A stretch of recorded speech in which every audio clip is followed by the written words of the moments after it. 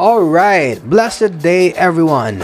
So I assume you're here because you want to learn all about OBS. So this is for first timers, beginners, maybe you have started playing around with OBS. This is pretty much what you see, except that I have scenes already set up. First, right after installing OBS, I recommend that you check your settings first. So here on the right side you have your settings. So stream, this is where you copy paste your stream key from either Facebook Live or whatever platform that you want to upload your live stream, and then your output. This is very important. You would want to select advanced on the output mode, and in the streaming tab, as you can see here, streaming, recording, audio, replay buffer.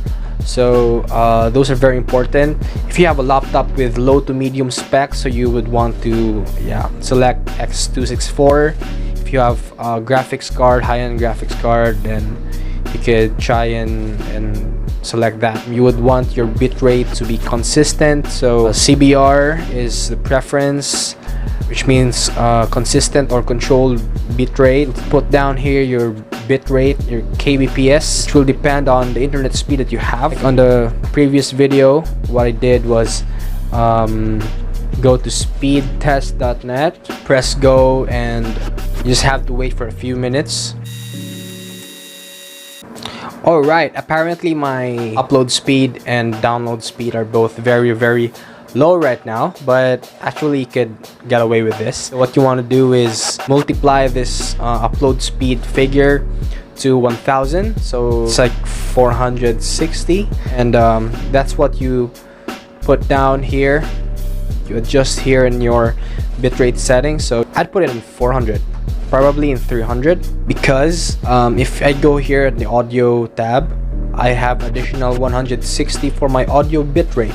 So your 300 here plus 160, so that's 460. So yeah, it's probably my borderline right there. So this is on a very low setting. One of the advantages of having your live stream software, because you could control your bitrate according to what your current upload speed is. That's one thing that you can't do on your mobile phone or just live streaming straight up from Facebook. Honestly, the recommended bitrate setting is around 2000, but really it would really just depend on your internet speed. So if you exceed to your internet speed, then your stream will have that tendency to lag. It's not gonna be nice. Okay, so you have also the preference to adjust your audio bitrate. Let's proceed here in our video. This is really important. So you have your base or canvas resolution. This is your canvas, which is what you see on your computer, and then your output scaled resolution. This is the resolution that goes to your live streaming. Just keep in mind that you would want to keep it consistent regarding your aspect ratio. I recommend 1920 by 1080 on your base canvas resolution, and if you notice, I have 768 by 432 as my output resolution. That's because of my slow internet speed. That's a pretty low quality resolution. So if you have a better internet connection, then you could go ahead and put your output resolution to 1280 by 720. So that's a lot better. And of course, if you have a bigger resolution, it would require you to bring your bitrate even higher. So a minimum of 2000 to 4000 kbps is recommended if you're doing 720p with your output resolution. So yeah, it's pretty much the basics of your settings. So let's proceed to your scenes and your sources. So here I have already set up my scenes, but it's really easy to make one. Just select the plus button at the bottom, type whatever you want to name your scene according to their function. Right after you've added a scene, then you select it and then you choose your sources. So here you select plus, and then you could start layering, adding sources. So you could either choose audio inputs, outputs, browser, color source, display capture, game capture, image, so you could add your pictures right here, image slideshows. Media source is your videos, your music. So there you have it. Scene would be, if you have an existing scene, you would import it to your source and it becomes part of what's gonna appear. Text is the words and notes that you want to put on your screen. Video capture device, this is your live feed from a computer webcam, or you can actually use your cell phone as your webcam. I don't know if you've heard IV cam. So yeah, you could just search IV cam, and that's one way to make your cell phone as a webcam for your computer. If you have DSLRs or professional cameras that you're using, so go ahead and use that, and we just need video capture device, so you could import your camera feed to your laptop or your computer.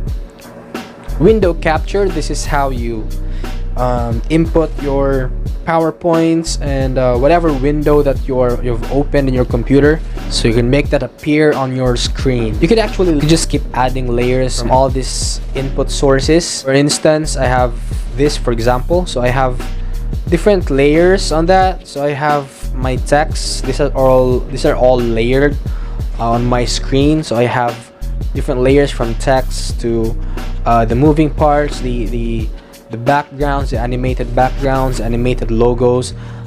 So those are the layers that I've created to make that screen. One thing that you want to keep in mind is that here in the sources, so as you layer it, the top layers are what's gonna appear on the top. So the bottom ones are actually gonna be at the back. So you would want to change the order according to what you want to see in front of your screen. One more thing that you want to know about is your studio mode. So here on the right side at the top of settings, there's studio mode. So if you select that, then two screens will appear, okay? And that's because the right side is a program which goes to your live feed, and the left side is your preview. So as you select scenes, you could see the content of your scenes, and if you want to go there and right away put it on your live feed, so you just press transition and it will go straight to your live feed itself.